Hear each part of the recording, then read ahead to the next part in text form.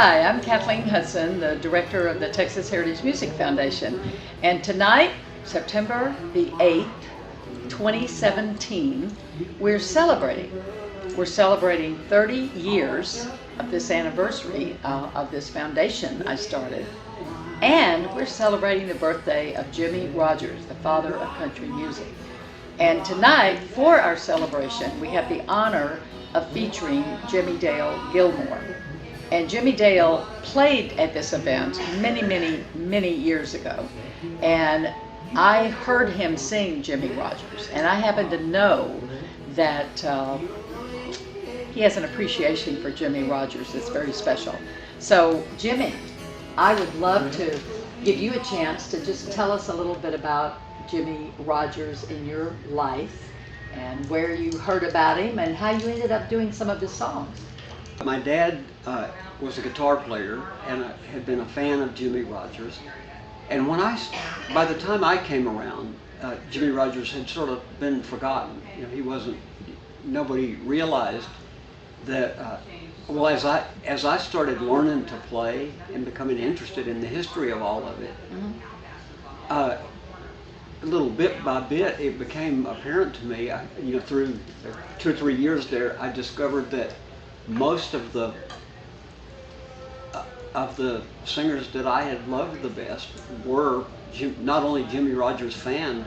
A lot of them in their younger days were outright imitators of Jimmie Rodgers, a bunch of them, and it's very strange to find that out. Ernest did, right?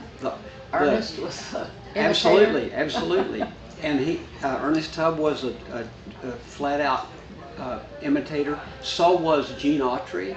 There's just a whole slew of people, and I slowly learned that Jimmie Rodgers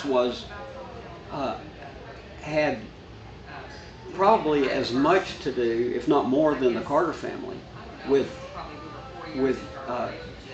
American folk music and then country music. You know, as it developed into a commercial entity of its own. You know, Jimmie Rodgers was the guy back there behind all of it. And then I slowly learned that I actually did know a lot of his songs from other people, that other people had recorded. I had a Lefty Frizzell record of Jimmie Rodgers songs. Much later, Merle Haggard put out a record in which he described the influence, Lefty had on him. Merle Haggard sang just like Lefty Frizzell. You know, his vocal style came so much from Lefty. But this one particular album of Jimmie Rodgers songs was a profound influence on Merle Haggard. So it was happening to people all over the place. You know, so as I slowly learned, you know, I was into all of the stuff, the Woody Guthrie stuff and everything, and then I slowly learned that Jimmie Rodgers had influenced the majority of the people that had influenced me. And then later on, of course, I discovered that he himself had been influenced by the old blues guys. But you know, it was so funny because especially in that time, back in the 60s, you know, that blues and country music weren't thought of as being related, but in fact, country music came from the blues. I got this record out this week, getting ready to come here tonight, and I hadn't listened to it in probably, I don't know, maybe 40 years. It's been a long time since I listened to this record, and man, I love it. And there's a talking place in it where he says, Merle Haggard explains why his opinion is that Jimmie Rodgers was the most important person that ever did a country song. And I realized it wasn't an exaggeration. It was a historical fact. Anyway, I'll get away from it. Lots of times Janet tells me that I talk too much. For one time, right now, I'm realizing it myself without having to be told. Anyway, I'll get a song that I wrote for Janet.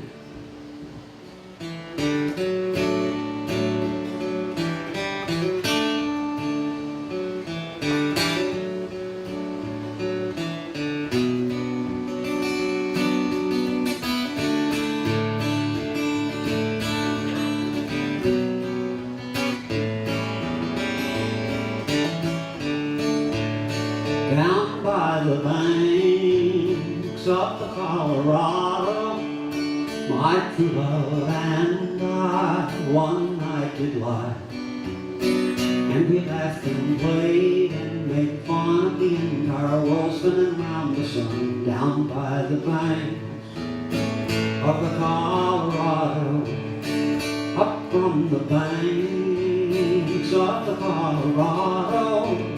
Night watchmen stood guard round the wagon yard, and I took a pillar for a sign that the salt of the earth was surely mine. Up from the banks of the Colorado, there is another Colorado. Wise men have told me, wise one and two, that I may find my sweet Eldorado down by the banks of one sweet Colorado.